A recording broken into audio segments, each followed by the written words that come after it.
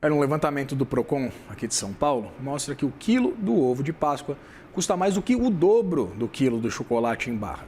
A diferença chega a 121%. Em média, o quilo do ovo sai por quase R$ 292, enquanto o tablete custa R$ 131. Além do formato, a variação de preços entre um supermercado e outro para o mesmo item pode passar dos 100%.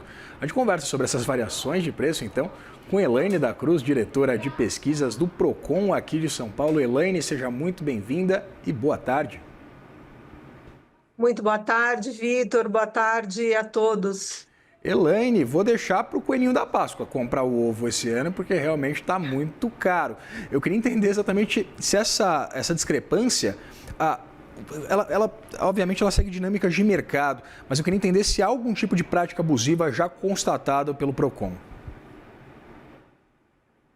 O coelhinho da Páscoa, ele é um consumidor bastante inteligente e especial, porque ele provavelmente fez as compras antecipadamente, ele se planejou, ele pesquisou, ele entendeu as diferenças entre os preços mínimos e máximos e tomou a melhor decisão. O coelhinho da Páscoa que eu conheço não fez isso, Elaine. Infelizmente, o coelhinho com quem eu conversei... O coelhinho da Páscoa, quando ele deixa para a última hora e ele vai fazer a compra de urgência, aí ele toma a decisão menos adequada, porque de fato ele fica refém de comprar no único lugar possível. Então, o que nós podemos dizer? Que realmente, em relação aos preços mínimos e máximos, a gente encontra, sim, a pesquisa do Procon encontrou uma dispersão muito grande entre os preços, passando de 100%. Cada região da cidade, cada tamanho de estabelecimento, ele realmente pratica, de acordo com a sua estratégia comercial, os preços. Um preço alto, por si só, ele não representa nenhuma irregularidade. O que é importante nesse trabalho de monitoramento dos preços? Divulgar ao consumidor, à sociedade em geral, esse movimento de preços, sobretudo nessas épocas de produtos sazonais, de épocas festivas e sazonais, essa diferença. Desde que o preço seja comunicado de forma clara e extensiva ao consumidor, e o consumidor entenda por que ele está pagando aquilo. Então, no caso do ovo de Páscoa, ele deixa de ser só um insumo chocolate para ser um item presenteável, com valor simbólico, com diferenças de embalagem, com licenciamento de marca, ou às vezes até com presentinhos dentro, que, aliás, isso tem que se tomar muito cuidado, tem que observar se o selo do Inmetro está ali, garantindo a idade adequada para o presenteável, né? Então, neste caso, o preço, a diferença de preço, ela é realmente dispersiva, tem preços mínimos e máximos muito distantes aí, e o consumidor deve sim observar. Em passando desse ponto, é claro que todo consumidor, quando sentir que existe uma prática abusiva, que está muito fora de qualquer parâmetro daquelas pesquisas que estão sendo divulgadas, ele pode sim e deve, inclusive, procurar um órgão de defesa do consumidor.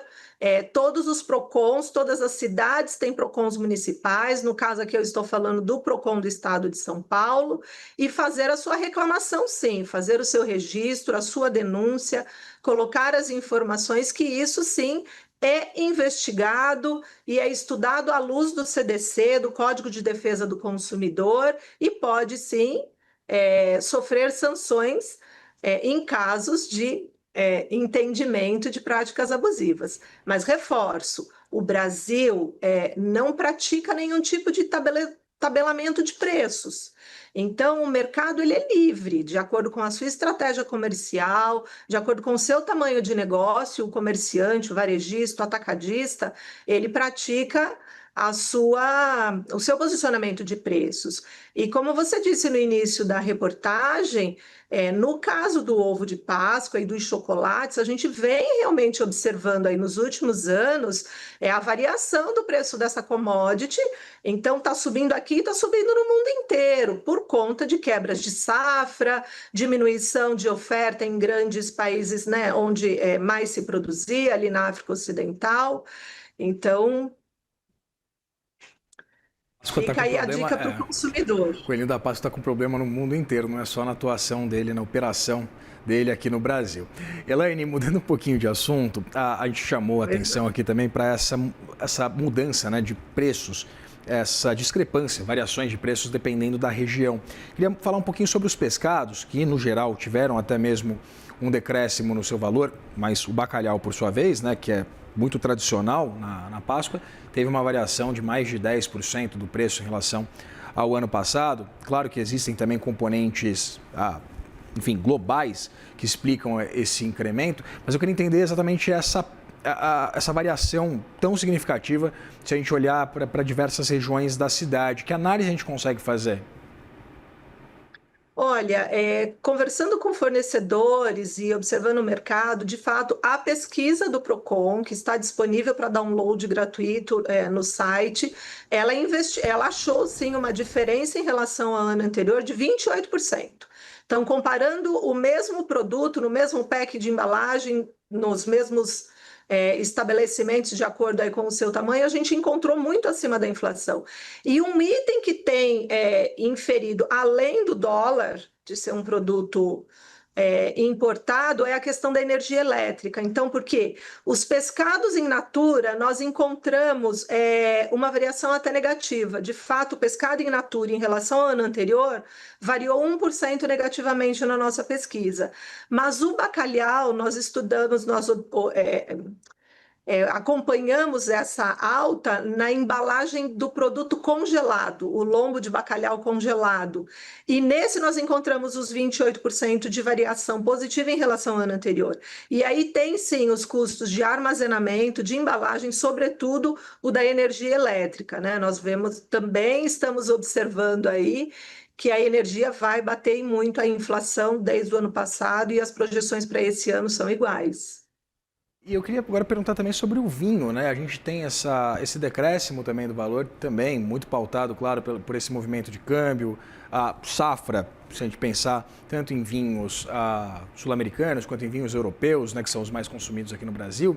Eu queria entender o que explica exatamente esse comportamento também do preço dessa bebida que está tão presente na ceia de Páscoa, né? Vitor, de fato é um item presente na ceia, mas a Fundação Procon ela não investiga itens alcoólicos na sua ceia. É um item que nós não computamos. Então, eu poderia fazer essa alusão, por exemplo, ao azeite, né? O azeite que foi o vilão da mesa de nós, todos nós, né, consumidores no Brasil e no mundo, ele foi um vilão aí de preços. E agora a oferta internacional, os estoques já voltam a se regularizar internacionalmente, a produção também, não tivemos mais quebras de safra, e aí agora ele também acusa uma variação bastante negativa em relação ao ano anterior. Então vamos caprichar no azeite e sobre o vinho eu não vou poder comentar aqui com você agora. Tá certo, mas o importante, com vinho ou sem vinho, é a gente no domingo de Páscoa estar junto com a nossa família, comendo pescado, bacalhau, comendo ovo ou sem ovo. O importante é a gente estar junto com quem a gente ama numa data que é tão simbólica para a gente. Muito obrigado, conversei com Eliane da Cruz, diretora de Estudos e Pesquisas do Procon aqui de São Paulo. Agradeço novamente e te desejo uma feliz Páscoa, Eliane. Muito obrigada a todos vocês. Até mais, tchau, tchau.